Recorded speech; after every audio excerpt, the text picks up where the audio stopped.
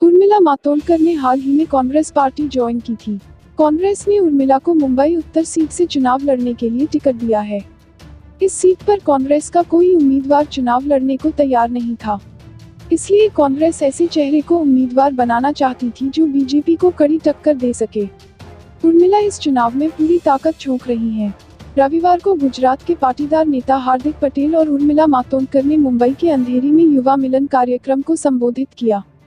कार्यक्रम के दौरान लोगों को संबोधित करते हुए उर्मिला मातोंडकर ने कहा, मुझे कई चीजों को लेकर पिछले कुछ दिनों से ट्रोल किया जा रहा है, लेकिन मैं इस स्टेज का उपयोग रोने के लिए नहीं करूंगी।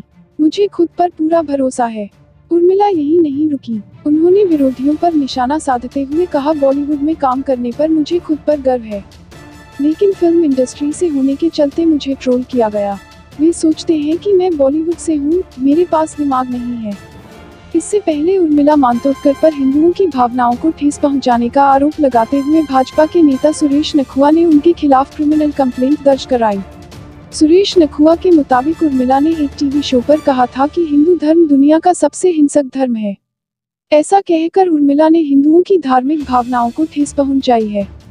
उर्मिला ने अपने एक इंटरव्यू में कहा था, जो धर्म अपनी सहिष्णुता के लिए जाना जाता है, वह उन सभी में सबसे अधिक हिंसक हो गया है।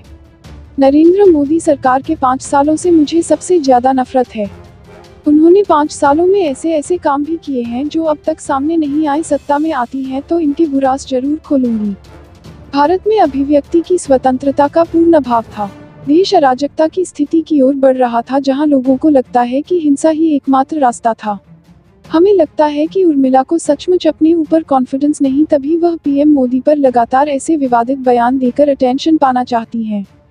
मगर उन्हें समझना चाहिए कि देश की जनता बेवकूफ नहीं, वो भली भांति समझती है कि कौन सही है और कौन गलत, किसके कैसे राज छिपाए हैं। बताते चले कि उर्मिला ने खुद से 10 साल छोटे एक मुस्लिम युवक से शादी की है, जिनका नाम मोहसिन अख्तर मीर है, और इसी के साथ उन्होंने भी अपना धर्म परिवर्तन करते हुए नाम बदलकर मरियम अख्तर मीर रख लिया था। हालांकि उन्होंने आज तक जनता के सामने अपनी ये सच्चाई नहीं रखी। हम बस इतना ही कहना चाहेंगे कि माननीय पीएम मोदी पर ऐसे बेहुदा और बेबुनियाद बयान देने से पहले उर्मिला मातोंडकर को अपने गिरेबान में भी झांक लेना चाहिए। हमारे साथ बने रहने के लिए हम अपने सभी व्यूअर्स और सब्सक्राइबर्स का तहे दिल से धन्यवाद करते हैं, क्योंकि आप हैं तो हम हैं।